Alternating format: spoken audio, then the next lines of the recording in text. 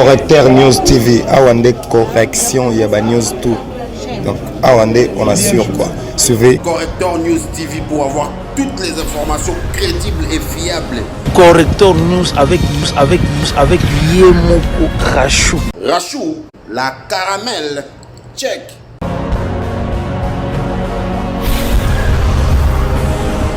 Qui mawa au motema et to qui passe au moyen kolobezate pambate to koi na semingi pambate papa cardinal azali moto ya pamba pambate yambo loba makambo yambo asala makambo ayebitina pe makambo mai bazali ko reprocher na ebite bazali ko reprocher dans un état de droit ou dans une dictature. Si vous êtes dans un état de droit, moko na principe sacro-saint ezali tolérance, ezali diversité dans l'unité, ezali contradiction dans l'unité. Donc moto na moto asé ko zana likanisi o ya zana yango ekeseni na o ya yo, mais na démocratie il faut auto sa makanisi maye. Et maye masalemi et pesi biso pasi pe tozali ko condamner yango. Tozali ko condamner yango pambate, tozali moko na baponami ya territoire d'origine ya cardinal ata koma pona bato banso mais auta quelque part pambate na Jésus pe babenga kaye Jésus de Nazareth, c'est que auta quelque part pe na kombo ya ba koko na kombo ya bandeko bakumu ba batindi ngai awa lokola moponami wa bango nazali ko condamner ba menace ba insulte et surtout atteinte à l'intégrité physique na ye ndenge moi boko moi bituluku ya bato ba ko kanisa ke bazali permis basala o motema na ngo lingi na ko tala lisusu caméra pe ko yebisa na bino que toda ko banga bino te cardinal azangi bato ko bundele tumbate ndenge Yesu pe alobaka ke soki ezala pona bitumba ya mokilo oyo mbele basozali babundele tumba cardinal azangi bato te mais lokola azali moto ya kimia yango tozali ko fanda kimia. Alors bino ba bozali ko kanisa ke bozali na monopole à violence toda ko mettre bino en garde botala ngai très bien na ko loba lokola moponami ya territoire d'origine ya cardinal azali zoba to moto ya pamba pamba ke bola mukaka na tongo bo banda ko finga mama waye banda ko finga ye bolo ba n'importe quoi na kombo na ye comme si azali moto ya trempe na bino etumba azali ko bunda ezali etumba pona ete cardinal ala nzala te cardinal azasuna besoin autant à classe te cardinal ala kalibanda te cardinal zangi bilamba te pe ko zanga biloko ba bengaka le minimum vital te kino liwa ya ye pe passe azali ko mona ezali pona intérêt à population azali ko bundela auto bengaka les opprimés la voix de sans voix yango azali ko bundela. Alors soki pona yango ndebo kanisi ke bozana droit ya ko mettre fin na vie na ye, nous vous mettons en garde. Peut-être que ça n'a bino que o ya ko toucher le sous cardinal, il va nous rencontrer sur son chemin et nous sommes convaincus que moi blague wana ninge salemaki ezala la dernière pe bateau yo basali makambo wana soki l'état de droit ezali ya solo ba mettre main sur bango mais comme on ndenge salemaki na moi makasi tango na kobanga edi ko lobake bateau basali yango ba ebitina po ba loba pa na biso soki omoni soso ya moke atondi nzungu c'est que maman ya soso azaki na se mais to yebi on soda ko salema boye ba ke bolonga ete kasi na justice ko do ba kelimbe ko yebisa bango nini na pona ba moi tout si ça va secret on so ezalité mais bino boye bani to ça na simba. Merci beaucoup.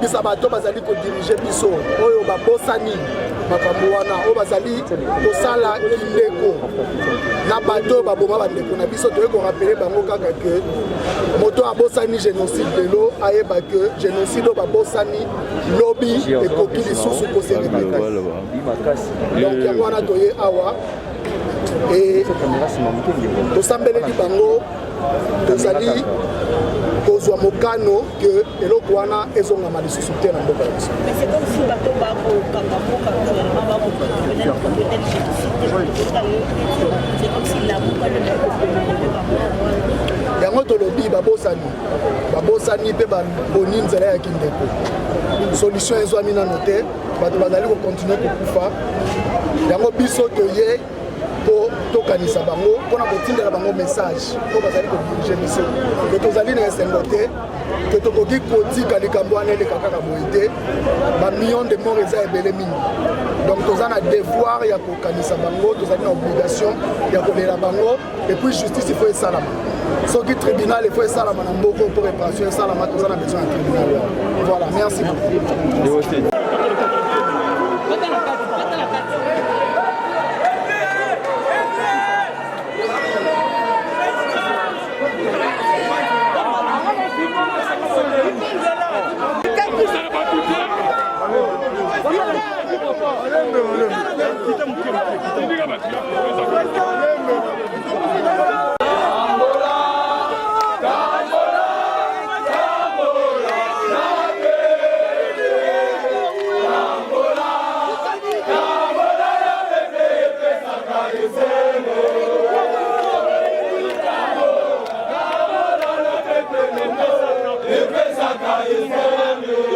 À Kamondé, nous avons surpris, il y a attitude à bataille des pêches.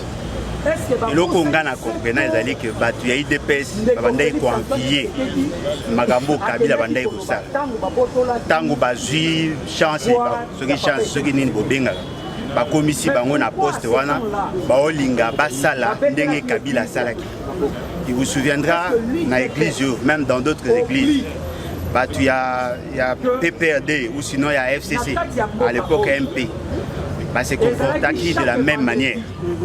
C'est-à-dire que pour na bango, bazali bakopiste, bateau, bazako sala, bakolanda lokolo ya Kabila. Et c'est quand on Kabila les kaki bango baleka. Yango moni chaque fois balobara na bino que Kabila paie à Salaki. Kabila paie à Salaki. Justement parce que bango bazali fruit ndenge bandeko bandeko to lobara bazali na ADN. Ya Kabila par le fait que bazou beaucoup na isika. Mais loko moko tengi to loba ezali que muto azali na pouvoir akanisa te que l'église a au milieu du village. L'église a au milieu du village te. L'église est à côté de la vérité. Ce qui ont une approche que l'église est au milieu du village, c'est-à-dire que ce qui a moni ma bé à l'obate, à moni ma lame à l'obate. Non, l'église n'a jamais été neutre. L'église est à côté de la vérité. Le lot, et loko baza ko reprocher l'église catholique. Et la même chose au ba reprocher à Kabila ba reprocher l'église catholique. C'est-à-dire que balingi que l'église catholique a kanga munoko atika bango basala o bambali.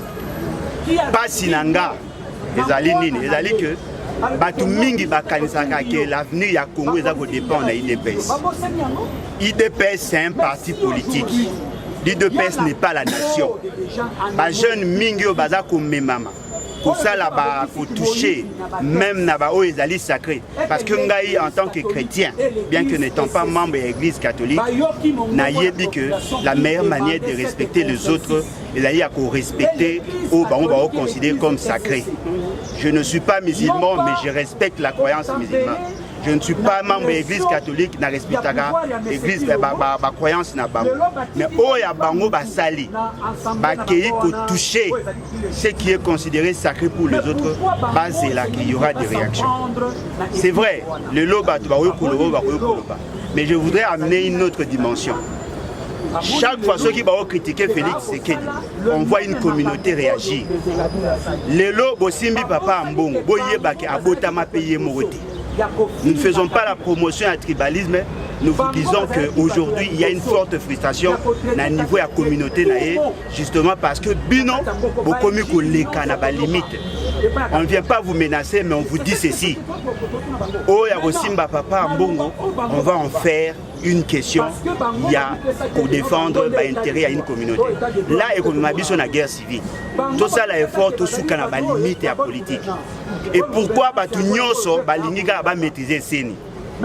Ceux qui voyaient que vous avez un bilan positif, ceux qui voyaient que vous allez consommables dans la population. Vous avez Kimia. Pourquoi Mouto qui est élu en 2018 à la Kimia?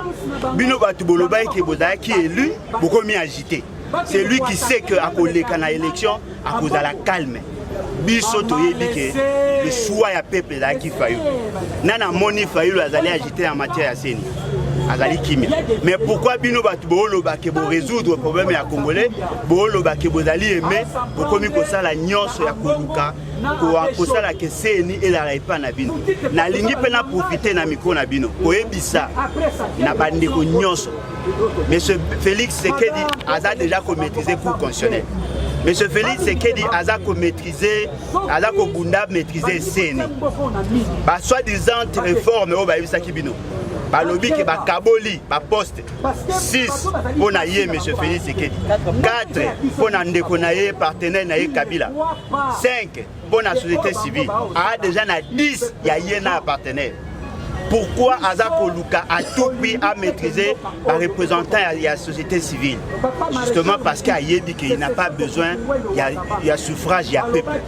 Il y a une pose à proclamer Mouto Yalingi et fort malheureusement Zaïe. Mais comment peut-on prendre les risques? Les lots, il y a Kolinga, Mouto, quoi, Félix Sekedi, Azala maintenu na poste. Nyon Soya, Memela Kibiso, c'est du vent. Alors, il y a un état de siège. Boyoki Sangoki, Baouti na Est, rien ne s'est fait. Le Loba Olinga va revoir le plan opérationnel parce que on va concevoir, ils ont inadapté. Le lot, Toyebi qui gratuité enseignement, Oya Beta qui tolo et échoué lamentablement. Il y a plus de 300 000 enseignants qui restent impayés.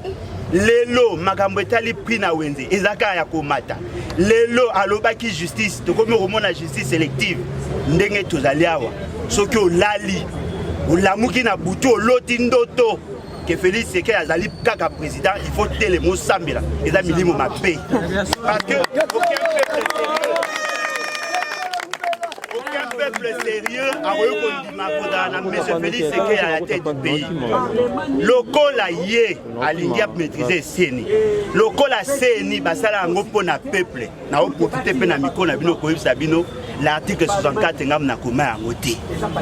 Soki bomoni ki ala ko kangama na poste wana ala ko luka tambola. Alors que toyebi ba accord o ya signé avec le Rwanda. Alors que toyebi ke kalamingi te ba opesa Rwanda mabele pona osala bilanga na mboka na biso. Alors que toyebi ke ba oboma bandeko na biso opération Kombo Ramasset. Kombole otoki ibanda. Mutu moko te a sérieux a ko soutenir Félix Sekedi. Maman nanga mutu a soutenir mutu asala ka musala ofele. Soki yo déjà ba pesi yo mbongo komi mercenaire. Bazali ba papa na biso ya milimo bazali pe na botaou. On ne peut pas comprendre. Yo, ozali mutu ya nzambe. Oza kondima yesu lokwa mokonzi pe mobikisi. Yesu alobi je suis le chemin, la vérité et la vie. Yo boya vérité olingi Félix Sekedi. Ba pesi yo mbongo pour que orienter volonté na yo na muto batu bakoyo kolinga te. Lelo batu bachaki tembe. Bokende kota na comité de suivi. Il y a un acte d'engagement. Mutu moko ba engagé comme conseiller kuna. Comme on a un Denis Kadima. Il a été recommandé par son parti l'UDPS. Aujourd'hui, tout le monde sait que ce monsieur n'est pas indépendant. La loi voudrait, bon, une mauvaise loi, mais cette loi voudrait que la personne ou comme président à Seni a une personnalité indépendante. Biso tozali batu ya veya. Bango bazali batu ya Mazembe. Soki omoni na match za ko betama et que Moïse Katumbi a poni gardien, a poni arbitre, yeba kazala yana 3 pénalty ne assure.